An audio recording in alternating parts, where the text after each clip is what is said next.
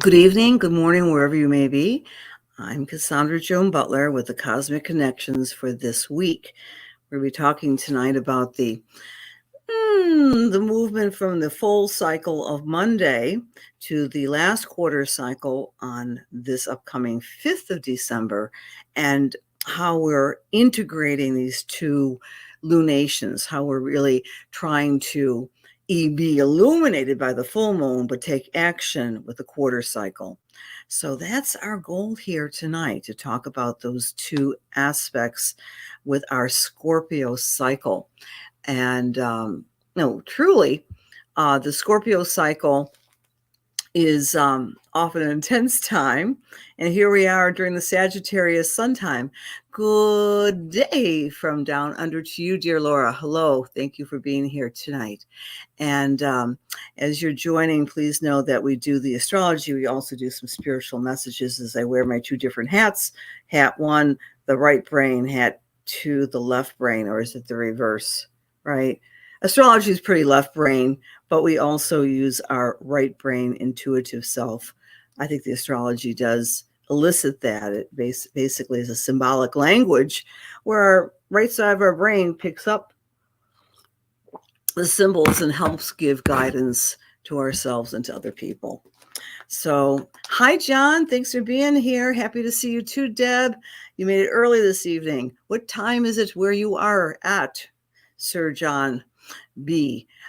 So, my dear friends, I know we've talked about the full moon last week, but it's always likely to do the Monday morning quarterback, right? So the affairs of the current planetary narrative, we compare that to what's been going on this past week, and I found something very interesting. 7:35 p.m. Well, great to see you, John. Thanks for being here tonight. Hi, Cynthia. Hello, everyone. Hello, this Debbie S.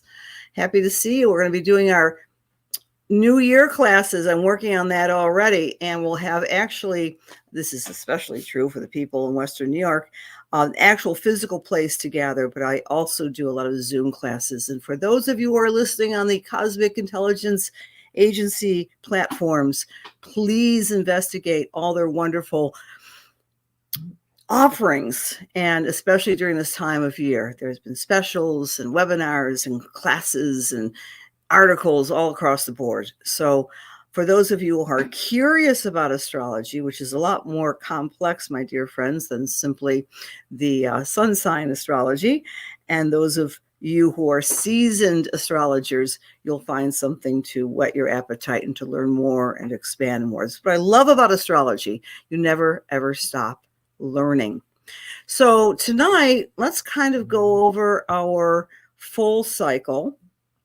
And as you recall, hello, Rebecca. Hello, Karen from New Zealand. Hello, Tiara Auta. Hello, welcome. Welcome from the Darwin Northern Territory in Australia. Good evening, Barb. I guess we would call you a kind of cousin-in-law. Was that true, Barb? You're a relative. Hi, thanks for being here. So think in terms of Monday, the 27th, and think in terms of this full moon was creating for us. It's called the Radical Magazine. That's the Sabian symbol of 4 degrees of Gemini. Something radical in the media, something radical in our minds, in our own media, and the way we're speaking to ourselves. So the question is, since Monday, this is only Wednesday, what are you changing radically? Are you getting fired up to change something radically? And I do want to use the word fired up, because the full moon had, of course, our fiery Mars next to the sun, opposite the moon. And where we find Mars, we find action. Keeping in mind that the original phase of this full moon was taken off of the new moon in Scorpio, which was sandwiched right next to Mars itself. Mars is the ruler of Scorpio, the ancient ruler, and we have Pluto as well as the modern ruler of Scorpio. But all of this energy is intense because we're still in the cycle of Scorpio. And Scorpio wants to transform, and Scorpio wants to change. And this full moon has that fiery feeling to it as well, because of Mars right next to the sun. Mars, of course, is also kissing the likes of Ceres, food, clothing, and shelter, the Earth Mother energy, the energy of sustenance. And so that's very active in this particular lunation. But here's the rub. When I was really exploring this, I don't think I mentioned this last week. If I did, bear with me. It's worth mentioning again. Venus, the softer side of the solar system. Venus, that represents love, money, harmony, relationship, fairness, good old LOVE, right? That's Venus. She happens to be positioned in the same degree, 21 degrees. There she is, 21 degrees of Libra, which was our solar eclipse of the 14th. Yeah, the 14th. That big doozy of a solar eclipse that in some ways was a letting go because it was on the south node. But the solar eclipse of Libra was within days of the Hamas attack on Israel. All right, so we knew that was going to be a very lightning rod time somewhere in the world. But, however, there was an asteroid which is called Israel. Did I mention this to you? And the asteroid Israel is at the 21st degree of Libra. So literally, Israel was eclipsed. Okay, so now we have Venus, which is love and justice and all these wonderful things, at the south node. So a usual way of looking at that, this is again the full moon this week, releasing pain from old relationships. Another way of looking at it is a softening of what we used to do and using the lens of Venus, the lens of love, to do something different. Again, this took place on Monday this week. And what is very stunning to me is, as of a couple of hours ago, you all might know this before I do, as a matter of fact, there is discussion in the Israeli parliament of yet extending the hostage release protocol for yet another day or two. Remember, it was supposed to end a couple of days ago, and it did not. So there's this negotiation. It's going through the lens of humanitarian Venusian love, doing things an old way, but using Venus as the hallmark. So I think regardless of what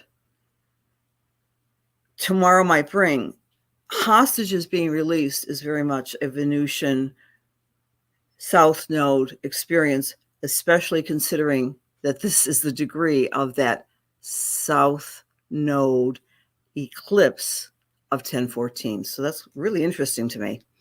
Meanwhile, this full moon has Mercury squaring Neptune, which of course, again, we can apply it to this world story. Neptune fogs things up, Mercury's logic, and the square is tension. There's been a lot of tension in the past few days regarding this hostage exchange, the prisoner exchange in the Middle East. Indefinite communications, changeability. But again, Neptune, where it falls as it's squaring Mercury logic, confers compassion. Hi, Christine. Hi, Joy. Oh, cool. I'm glad you were thinking of me. I'm thinking of you right this minute. Hi, Laura. Okay, you're radically cleaning out your mom's old house. Yes. Wow. That's pretty radical, Laura. Exactly. Taking a stand. So we're all kind of fired up. Radical new change afloat. Good evening, Leslie. Hello, Christina M. Hi, Janet. Good evening. Thanks for being here all. Really appreciate it. So this is the phase we're under right now. And then things are going to shift when? They're going to shift here on the 5th. The 5th of December, we have the Scorpio last quarter square. And you all know what a square is. Good evening, Rodney. Hi, Marie. A square is a 90-degree angle between the sun and the moon. A square creates tension and force to take action, to make changes. So once we get to the square on the 5th, we're not being all illuminated by the full moon. We're wanting to use that information that we've learned in the past and we're trying to take action to recreate a platform for ourselves. Now, this Sabian symbol is saying this: a strong hand is supplementing political hysteria. There's different interpretations of the Sabian symbol of 12 degrees of Virgo, but it's basically saying that we might be the strong hand supplementing political hysteria in our own lives, in our own families, in our own careers. Or we may find very strong figures out there in the political realm that are trying to quell hysteria, right? I had someone today say something to me, which is kind of aligned with this, regarding a personal situation. And she simply said, I'm so done with hysteria and trauma.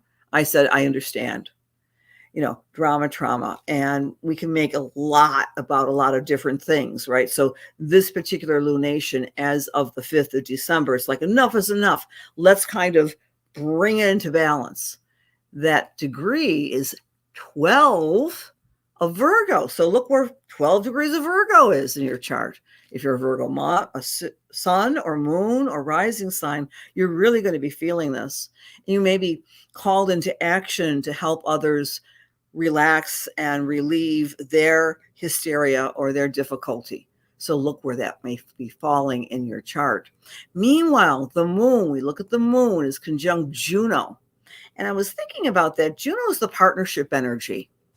I think in Virgo, that's suggesting to us we're trying to find safety, comfort, and support from partnering within family or friends who are like family and creating kind of a service bond with them.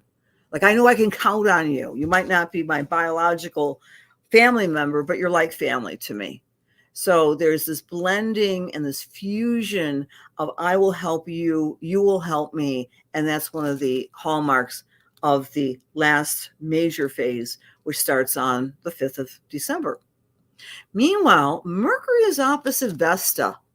So before Mercury was, it was squaring Neptune earlier this week. So there's confusion in the air about logical things, and communications runs amok. Next week, however, the Vesta is opposite exactly Mercury. What that's telling us is that we have to use our highest integrity, our highest philosophical, religious, or spiritual beliefs as we speak and as we teach or as we communicate or as we are going about our daily business. Using Vesta basically as the driving force in the way we're communicating. So that's kind of nice. I like that. Pluto is trine Sedna, not allowing the power centers to control the feminine energy. Sedna is quite a potent symbol in astrology. She's an outer planet. Reminder to you, Sedna was the daughter of a king of the Inuit Eskimo High North tribe. She rebelled against her father, refused to get married at his urging, and wanted to remain single. And her father snapped, and literally flipped her into the icy waters. But her transformation was that she became queen of the seas, of the icy waters. So her redemption was that she became immortal and became, the goddess of the seas. Well, anyway, this particular lunation for the next week, starting on the 5th of December, please rebuild something in your lives. Rebuild where you find the Virgo. Rebuild wherever you find that need for order, cleanliness, decluttering. It's a rebuilding phase. Okay. Thank you for sharing, Paula. I forgot to, and you're never too late to be here. I'm glad you're here. Thank you for sharing, Leslie. Thank you very much. Hi, Donna.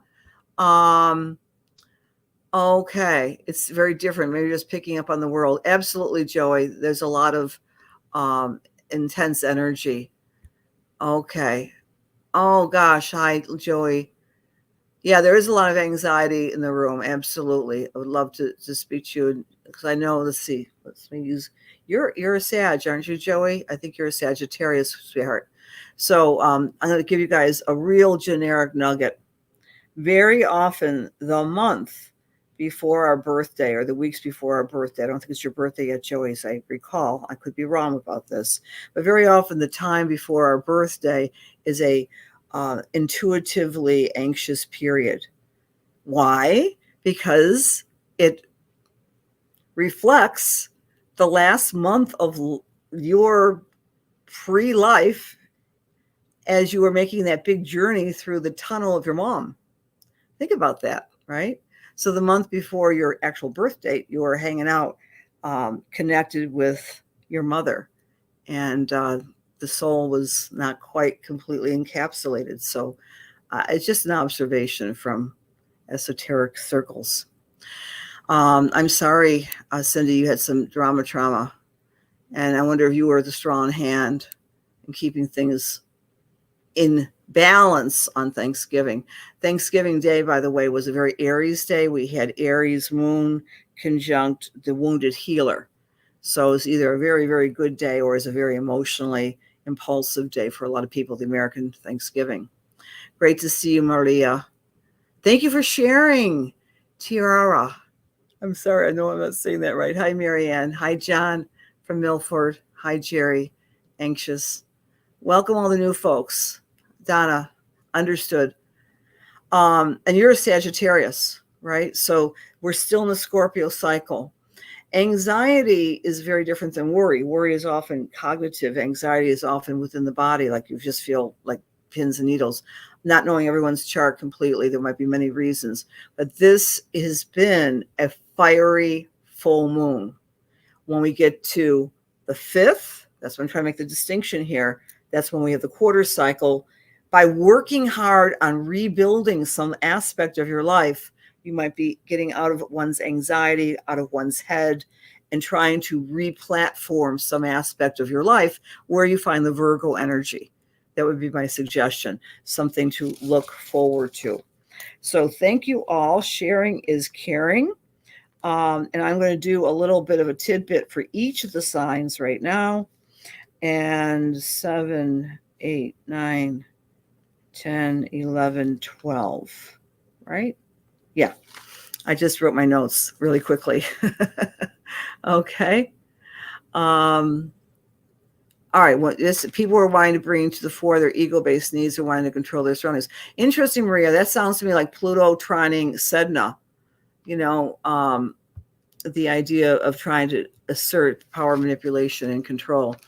And everyone has these different narratives that are going on interspersed in our charts. And wonderful John is a Cancer. Yes. Let's see if I can figure out. So you're probably Capricorn rising, John. Are you Capricorn rising or Sag rising, John? Anyway, let's look at the week ahead for each of you. If you are Aries or Aries rising, this Virgo energy is asking you to supplement the hysteria by taking care of your health. It's a great week for Aries to be more forthright with their health, their diet, their exercise. Just take responsibility and build a new platform for yourself. You'll be motivated to get back on track, maybe going on the track. I don't know. That's for our Aries friends. For Taurus, it's about fun and creativity and romance. Supplement your ability to have fun and joy in your life, and don't get hysterical about it. Just do it. Just have fun and creativity. For our Geminis or Gemini rising, this energy is concerning your family, your home. Because it's Virgo energy, you might be doing a deep clean after the 5th of December. You might want to put things into order for yourself. For Cancer or Cancer rising, being very specific with the way you are communicating, especially communicating to yourself. So my thought might be this. If you're Cancer or Cancer rising, you might get some hysterical thoughts. Oh, I get those too. Trust me. Staying up late and not able to sleep because you're worrying about things. Well, this week coming up for you, Cancer, do what you can to soothe your own worry, your own thoughts. That would be my suggestion because it's in your house of cognition. If you are Leo or Leo rising, this energy is about your income or your money. So the Leo rising or Leo sun signs might be really concerned about their finances. And again, try to quell and take action, because that's what the quarter cycle is about. Do a plan, be very systematic, so you're not worried about money as much as you may be at this moment in time and space for the Leos. For Virgo, you might be worried about yourself, right? You might be worried about your health, your relationship. And as we get into the 5th of December, take action, quell the wild beast within yourself and say, you know what? I refuse to allow myself to go into a different direction. I'm going to stay in the now and be here present to myself. For Libra or Libra rising, this is a very good week upcoming for you to do some deep meditation, prayer, and nap. Really, just go into your own alone time and do what it takes to take care of yourself.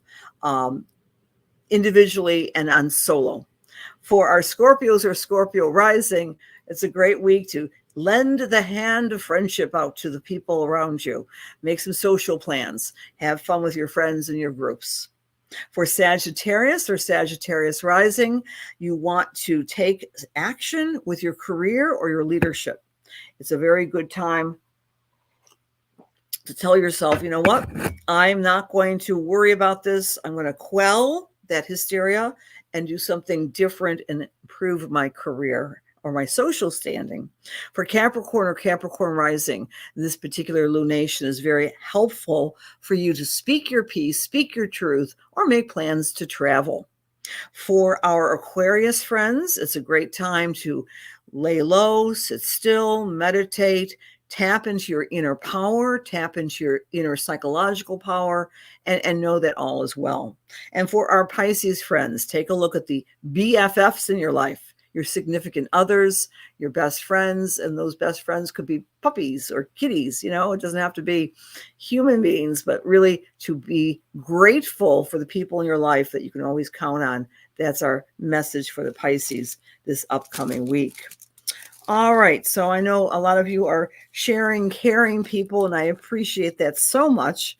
So we're going to do our little drawing tonight. And so the winner of our Sharing is Caring tonight. Hi, Brenda. I have not neglected to do so, sweetheart. The check is in the mail, as I say. Oh, by the way, you're chasing a Libra and an Aries. So that's funny.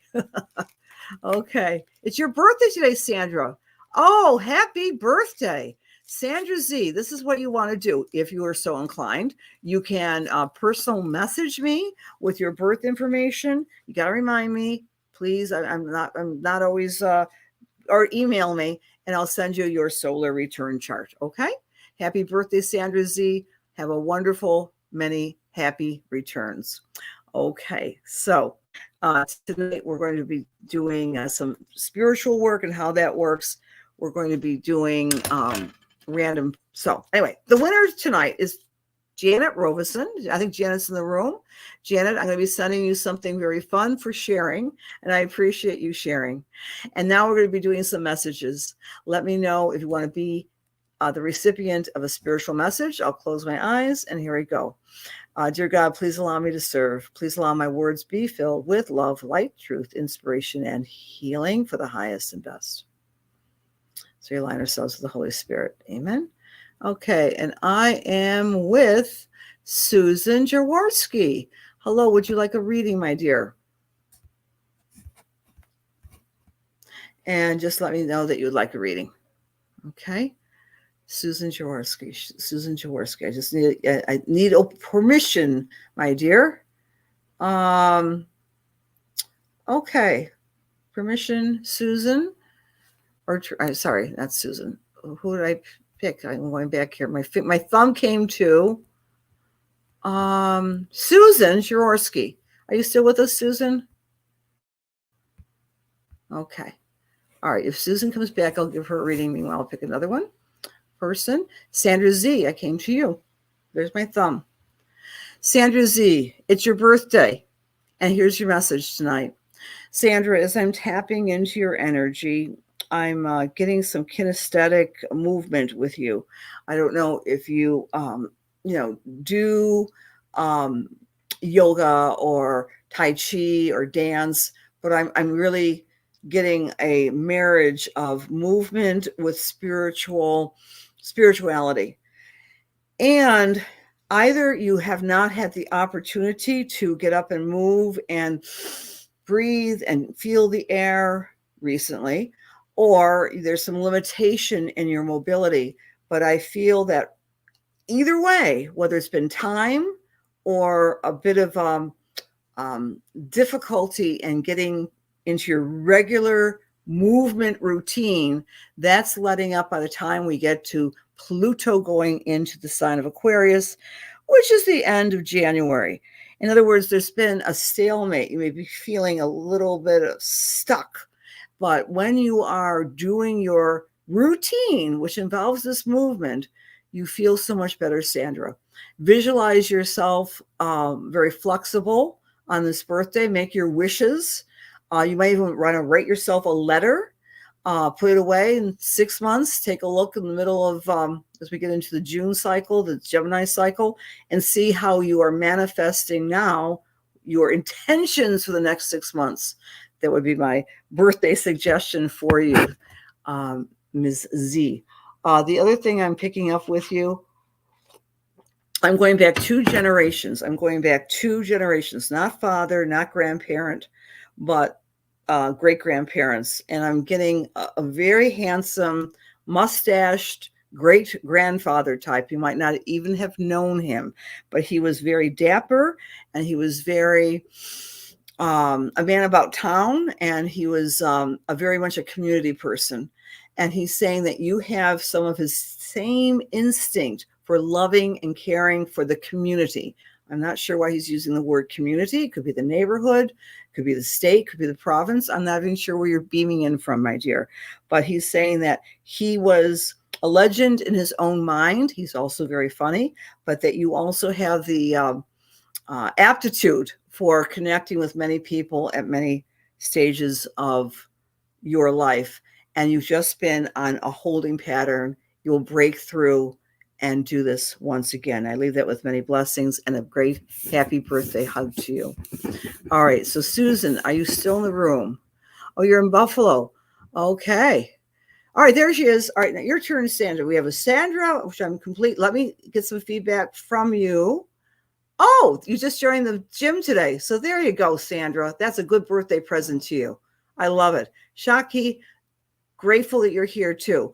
Susan, I selected, so I'm back with Susan Jaworski. Susan, as I'm connecting with you, I'm seeing this sensitive, I'm getting the word sensitive with you. You've been giving some compassion or some caregiving to someone around you in these past couple of months. Like your heart's been open to someone who has fallen on harder times, or maybe has a health crisis or something like this, Susan. Spirit is basically congratulating you for not holding back in your compassion and in your generosity. And you already know this, because I know you're a spiritual person, but what comes around goes around. And so there's a time when you're going to be well deserving of a lot of the work that you've put into your career, and a little bit more public acclaim coming up in 2024. I'm particularly clear about the summertime for you, Susan. There's another thing I'm picking up for you, and that has to do with, I don't know if you've purchased some new shoes or some new workout shoes or something like this, walkers. So even though there might be snow on the ground, you can still do some very vigorous and invigorating winter dynamic walking here in Buffalo, New York. Susan, I leave that with many blessings for you. Okay. You're very welcome. All right, dear friends. Hello, Gurjito. How wonderful to see you up from Toronto. Okay, you're very welcome, Susan. Nancy, nice to see you. Kimberly, great to see you. Also, I love it, but who's counting, right? 3 days and 2 hours. And I do like to do that for you, friends. If you have a birthday coming up, I'll send you your solar return chart. Now, I'm not going to, you can always make an appointment with me. I can give you a solar return reading, but I have the software to send you your solar return chart. I'd be happy to do that. As Gurjeet will tell you, sometimes it takes me a couple of days or so to get our material out to you. But in any case, love you all, and thank you for being here. A lot of fun things. If you're in the Buffalo area, come and see me on Friday night. We're going to be doing a message and meditation night at the Amherst Community Church at 7 p.m. It's a healing spiritual circle. It's open to all. Even if you've never given a message, you'll be able to give a message. It's a little tricky to do that Zoom-wise, but it will be in person at 7 p.m. Details are on my website. And lots of fun things coming up. Church, Divine Grace Church, is coming up on the 16th of the month. Lilydale Assembly is coming up on the 20th, and I'll be doing a solstice, winter solstice, and that's for everybody on a Thursday night on solstice, on winter solstice. Many blessings to you, friends. Just connect with my website if you want to get the newsletter. God bless you. Have a great week. See you next week and Wednesday.